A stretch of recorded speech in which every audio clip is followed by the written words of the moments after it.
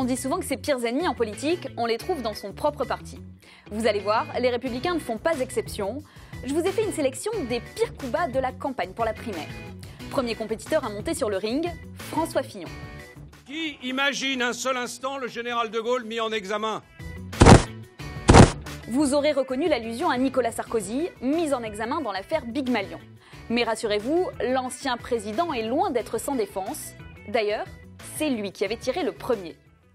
Vous rappelez les conditions qui m'ont conduit à prendre la responsabilité de notre famille.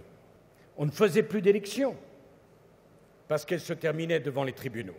Avec cette phrase, Nicolas Sarkozy fait fort. Il dézingue deux personnes en même temps, François Fillon, mais aussi Jean-François Copé. C'est une allusion au fiasco de la fin de l'année 2012, lors de l'élection du président de l'UMP. Souvenez-vous, François Fillon refusait de reconnaître la victoire de Jean-François Copé. L'UMP avait failli exploser. La fracture qui traverse notre camp politique est désormais manifeste. Cette fracture est à la fois politique et morale. Mais revenons à notre primaire. Nicolas Sarkozy, toujours lui, a carrément déclaré sa candidature sur les terres de Jean-François Copé, Château-Renard. Coïncidence ? Jean-François Copé n'y croit pas.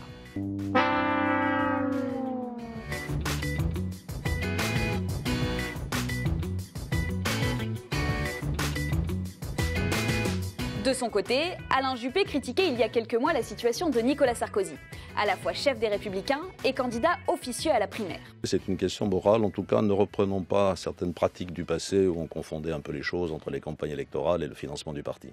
Bon, si on résume, on a donc Fillon qui attaque Sarkozy, Sarkozy qui tape sur Fillon et Copé, et Juppé qui critique Sarkozy.